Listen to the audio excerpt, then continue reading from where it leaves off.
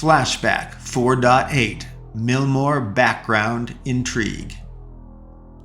We stood there in Brocco McDima's office as he growled profanities and demanded that we leave. The management office door swung open. Two more guard bouncers entered the room. They appeared prepared to forcibly remove Taylor and me if we did not promptly comply and leave the office. We got up. I was about to say something and Brocco looked at me and said, "Wait!" Brocco leaned back into his big stuffed chair. "You said you were Zyra Millmore's descendant and heir?" I nodded. "Yes." Brocco asked, "Richard, you said, right? Why have I never heard about you? American. Who were your parents? Richard, where and when were you born?" I answered, yes. We are both U.S. citizens. I don't know much anything of my father, but my mother and grandfather are from the Millmore family line." Brocco interrupted, as if to correct my choice of words. "Bloodline." I nodded and continued my answer. My family tree to Zyra Millmore is, well, my great-grandfather was Zyra Millmore's son. He immigrated from Ireland to the States with his wife, where they had a son. My grandfather, Joseph Millmo, was their son. He had two daughters of his own, Sky and Nancy Millmo. Nancy Millmo was my mother, and she had 3 children, 2 daughters and a son, me, and my father was Silver Seaborn, and therefore I am a Seaborn, and my birthday was July 31st, 1968. Brocco interrupted again. "What's your sign? Astrological sign?" Well, I answered, "Leo, of course." Brocco grumbled. "But 1968. That's a leap year, isn't it? Richard, isn't it?" He asked with a curious, sly inflection, if not condemning tone in his voice. He asked, "Why Millmo and not Millmore? Why a different name, Richard?" I replied, "Well, I never knew Zyra Millmore before, so I assumed Millmo was the family name, bloodline, as you said.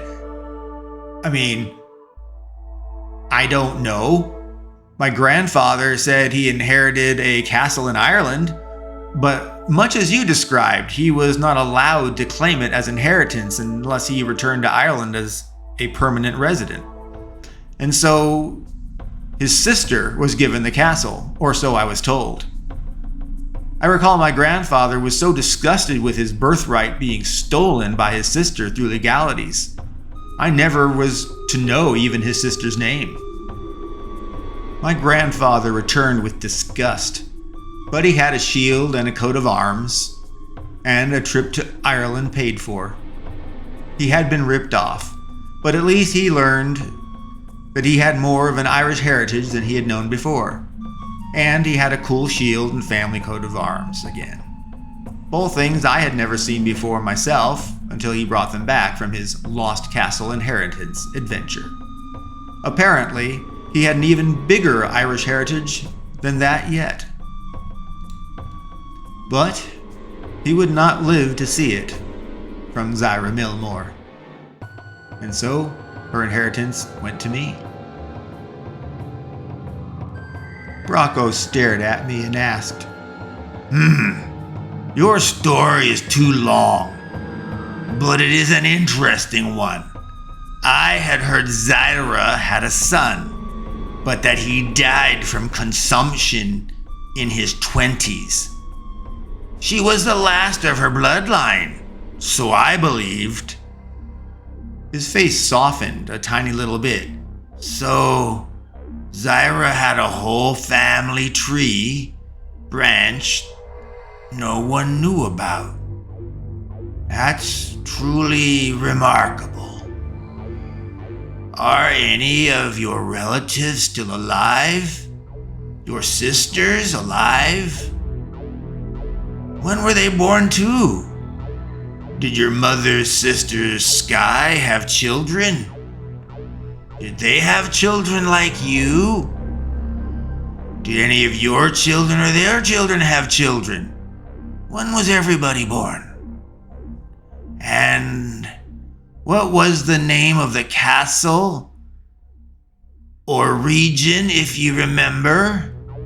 Maybe I'll recognize it where your grandfather's castle was here in Ireland. There are only a finite number of castles in Ireland. I very well might know what it was. Bracco was very focused on birth dates. Mr. Lesky warned that Millmores born on Leap Day had special powers, and that the cult needed any Leap Day Millmore dead to avoid the Leap Day born Millmore descendant from fulfilling Zyra's prophecy of stopping Baal. I wondered, could this Bracco know of the prophecy, and is he trying to figure out if I or any of my relatives needed to die? I answered, Look, Bracco, my grandfather was a very private person about his Irish adventure, where he tried to claim his inheritance, and so I know nothing beyond the shield and coat of arms and his greedy sister using Irish laws to cheat him out of his inheritance. I continued, I don't know what your interest in birthdays is, but we all had them. There's nothing special. Just got older every year as they passed. I don't remember anyone's birthday. I'm sorry. Horoscopes? I'm kind of stupid and useless and pointless on that point. I'd never cared, so I don't really know much about them. I know it's a big deal to some people, but not to me, never has been. In fact, I only know my horoscope because it's mine. It's a Leo. I already told you that. July 31st, 1968. And yeah, my mother's sister had 2 daughters. Same deal, don't remember their birthdays, nothing special, nothing outstanding. I don't think there's anything of interest in my family tree until you get to Zyra. Now, obviously she was interesting. Bracco looked displeased with my answer. Okay. So you don't know birth dates. Okay. Well, that was great to know. It seemed my nothing to see here closing statements were working. Bracco was moving on from the birthday stuff and family tree topic, finally. No one born on Leap Day then, eh, Richard? Bracco asked directly. I answered, not that I know of formally or officially. I mean, that'd be amazing if someone was born on a leap day, wouldn't it be? I mean, it's a 1 in 365 chance, I guess, in any given year. I mean, or 1 in 1,460 because it's every 4 years. I mean, that's a mathematical calculation, right? I mean, that'd be pretty uncommon, really, right? Bracco interrupted. Not true. The child would have been conceived in late May. Much less common than any other time. Your odds are no longer numerically consistent.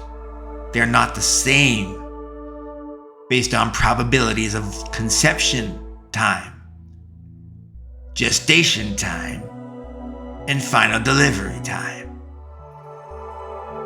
If you knew what time of day you were born, the odds become even more specific and even more infinitesimal for me not to precisely understand.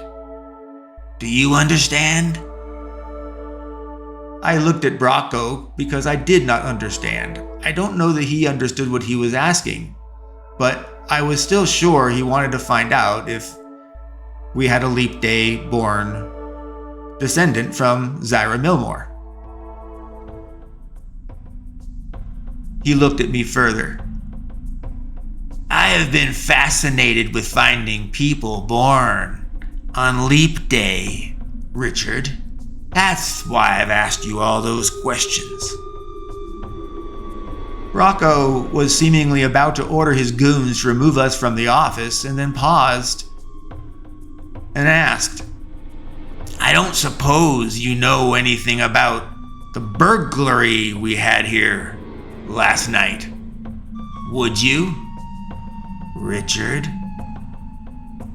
I was worried there might be some physical tell that would give us away, or that we were the ones that broke into his office and burgled some of his file folders.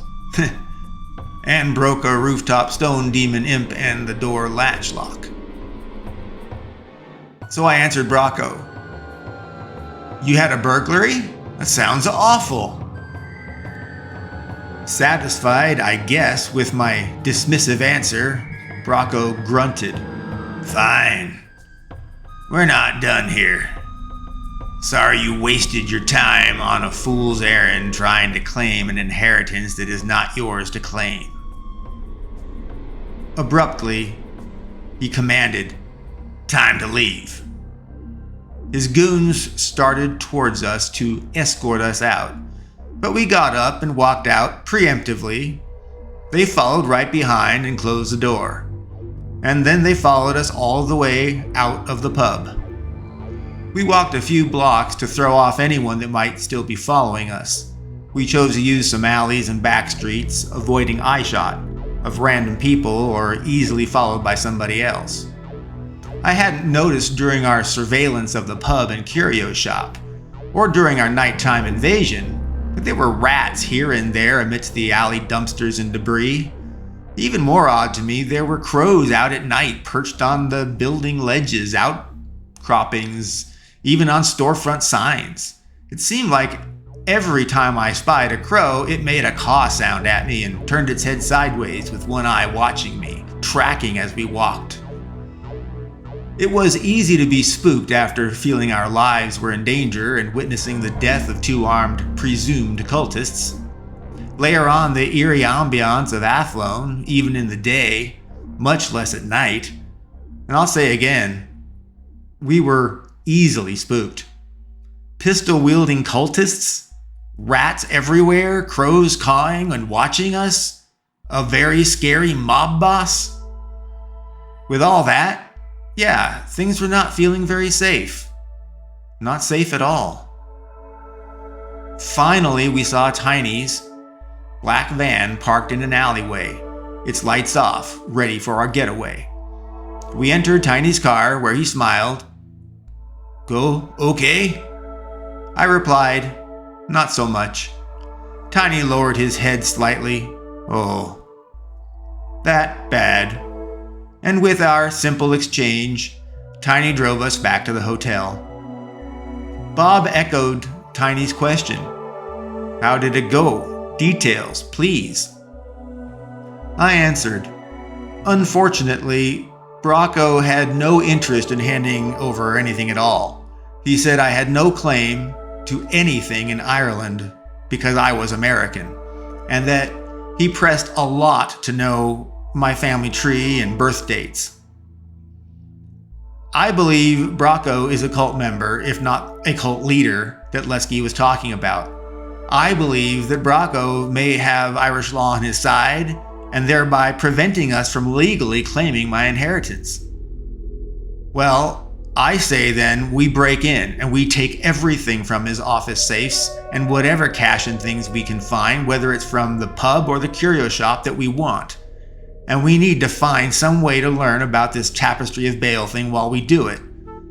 We have zero information on it right now. Anyone have ideas? Deputy Taylor said, well, let's interrogate Bracco with force.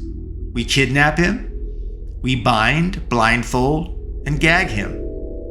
We apply mild influence, torture, and abuse techniques until he tells us what we need to know about this tapestry or Baal or the cult. Remember, Bracco McDema is the enemy and we're soldiers. We can do this. It's okay. I reminded everyone of our earlier discussion. Hell is not for the good and the righteous. Hell is for the bad and the corrupt. Bracco is bad and corrupt. We are the good and the righteous. So Deputy Taylor is right. We have justification to extract what we need from Bracco.